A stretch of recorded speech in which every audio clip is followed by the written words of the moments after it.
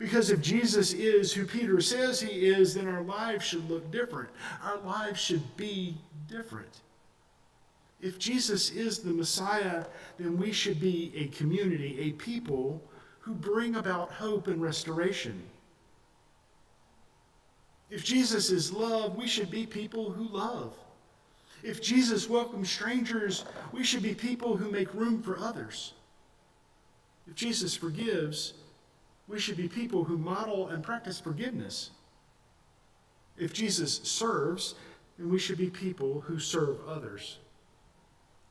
If Jesus breaks down barriers, then we should be people who build up unifying connections and strive for justice and equity. The world is constantly talking about what Christianity is about. And sadly, sometimes the church doesn't give it very good answers. Because the answers they do give don't look anything like Jesus that they claim to serve and love. Over the years, the church has sometimes become known more for what we oppose than what we proclaim. The church has become associated with judgment and fear and exclusion. And that ought to bother us because it bothers me. It bothers me because Jesus gave Peter keys, not locks.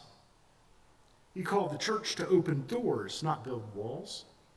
He called us to be an ecclesia, a community through which God's love enters the world.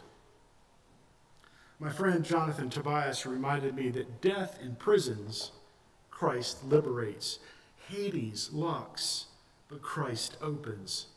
Christ only opens. When Christ comes to the doors to rescue those trapped in sin, even at the gates of hell cannot prevail against it. So perhaps the question for us today is not only who we say Jesus is, but also, what does the way you live tell the world about Jesus?